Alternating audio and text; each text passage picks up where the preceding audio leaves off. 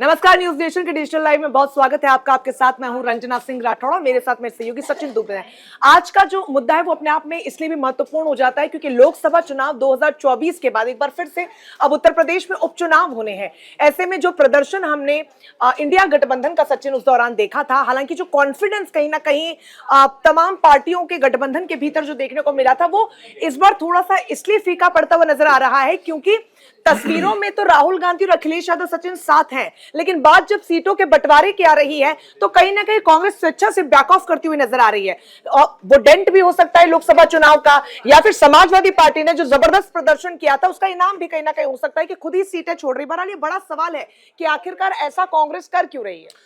देखिए, बड़ी बात यहाँ पर है कि कल देर रात अखिलेश यादव ने इस बात का जिक्र किया कि सभी 9 सीटों पर जितने भी उम्मीदवार होंगे वो समाजवादी पार्टी से ही इस बार चुनाव जो है वो लड़ेंगे। और वही दूसरी तरफ कांग्रेस ने भी अभी ये स्पष्टीकरण दे दिया है कि इस बार उत्तर प्रदेश के 9 सीटों पर जहां पर उपचुनाव होने वाले हैं वहां पर हमारा प्रत्याशी जो है वो कोई भी नहीं रहेगा। अब इसके पीछे की रणनीति क्या हो सकती है? आखिर क्या जानबूझकर कांग्रेस ने कोई फैसला लिया? अब इसके पीछे की रणनीति को हम समझेंगे, बात करेंगे कि आने वाले वक्त में और क्या बदलाव हो सकते हैं और महाराष्ट्र का भी क्या कोई कनेक्शन है इसमें, इसके बारे में भी आप बात करने वाले हैं। बिल्कुल, और सवाल कई हैं हमारे साथ। हमारे सहयोगी नवीन जी भी जुड़ रहे हैं। आप नवीन जी, बहुत स्वागत है डिजिटल लाइव में आपका। और देखिए, जिस तरीके से चर्चाओं का बाजार गर्म है, बड़ा सवाल ये भी है कि कम से कम 2 सीटें तो कांग्रेस को मिल ही रही थी समाजवादी पार्टी की तरफ से, लेकिन उस पर भी बैक ऑफ कर रही है कांग्रेस। वजह शायद ये भी हो सकती है क्योंकि गाजियाबाद और खैर की सीट ऑफर की गई थी और उस पर कॉन्फिडेंट नहीं है कांग्रेस, क्योंकि भारतीय जनता पार्टी का वहां पर दबदबा रहा है। देखिए, जब से उपचुनाव की बात आ रही थी तभी से कांग्रेस पार्टी 5 सीटों की मांग पर अड़ी थी। ऐसी बात सामने आई कि कांग्रेस 5 सीटें लड़ना चाहती है। अजय राय ने भी कई बार इशारा दिया कि हम 5 से कम सीटों पर समझौता नहीं करेंगे। लेकिन हरियाणा के चुनाव नतीजे जो आए उसके बाद अचानक से समीकरण बदल गए। जी। अखिलेश यादव ने तुरंत अपने प्रत्याशियों का ऐलान कर दिया और उसके बाद जो है कांग्रेस भी कहीं ना कहीं बैकफुट पर आई और उसने कई तरह की बैठकें जो है वो शुरू हुई, महाराष्ट्र चुनाव को लेकर के भी और यहाँ भी। तो हरियाणा के नतीजों ने साबित कर दिया कि कांग्रेस अब जो है डोमिनेटिंग पोजीशन में नहीं रहेगी किसी भी अलायंस के अंदर। जो भी उनके साथ गठबंधन के साथी थे वो किसी ना किसी तरीके से अपनी बात को बहुत मजबूती के साथ रखने के लिए उनके पास एक पुख्ता कारण था। जी। तो इसी वजह से जो है कांग्रेस कहीं ना कहीं पीछे खिसकती हुई दिखाई दी और अखिलेश यादव ने देरी ना करते हुए जैसे ही नतीजे आए तुरंत प्रत्याशियों का ऐलान कर दिया। उसके बाद कांग्रेस को भी ये समझ में आने लगा कि अब कहीं पर भी जहां हम खुद मजबूत स्थिति में थे वहां पर हमारी हार हुई है। तो इसलिए अब जो ऐसे राज्य है जहां पर दूसरी पार्टी के साथ जाकर के उन्हें बीजेपी को हराना है, वहां कहीं से भी ऐसा संदेश ना जाए जनता के बीच कि हम जो है इंडिया अलायंस में कोई किसी तरह की टूट है जिसका फायदा बीजेपी को मिल जाए। बिल्कुल से ये समझा जाए कहीं ना कहीं नवीन जी की खुद की जीत से पहले भारतीय जनता पार्टी की हार इस वक्त बहुत महत्वपूर्ण उनके पास और कोई विकल्प अब बचा नहीं है। देखिए, हरियाणा उनके लिए एक विनिंग स्टेट था। ऐसा माना जा रहा था कि आपकी पूरी बिसात बिछ चुकी है, जीत की रणनीति बन चुकी है। जनता के अंदर एक सत्ता विरोधी लहर जो थी उसको वो शेप नहीं दे पाए। उनकी अपनी जो है अंदर खाने जो पार्टी के अंदर कुछ बगावत देखी गई, एक दूसरे नेताओं के बीच खींचतान देखी गई, जिसकी वजह से जो है और थोड़ा सा पार्टी का ओवर कॉन्फिडेंस भी दिखाई दिया, जिसकी वजह से वो एक जीती हुई बाजी हार गए। उसके बाद देखिए, राजनीति में हमेशा से ये होता आया है कि जब भी आप कहीं कमजोर साबित होंगे तो आपके सहयोगी ही सबसे पहले आपको दबाएंगे। दुश्मन आपको, विरोधी पक्ष आपको दबाए उससे पहले आपके सहयोगी आप पर हावी होंगे।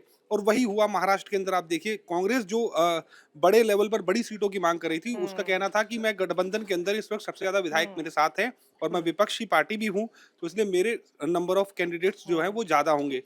लेकिन कल बात निकल करके आई उसमें 50 से 85 तीनों ने बांट कुछ वैसा ही सचिन जम्मू कश्मीर में भी देखने को मिला है, जहां पर कांग्रेस को तवज्जो नहीं दी गई, शायद वो जो एक्सपेक्ट कर रहे थे। हालांकि प्रदर्शन भी उस मुताबिक कांग्रेस की तरफ से नहीं किया गया, लेकिन क्या ये वाकई में फायदे का सौदा इंडिया गठबंधन के रूप में कांग्रेस पार्टी को भी होगा?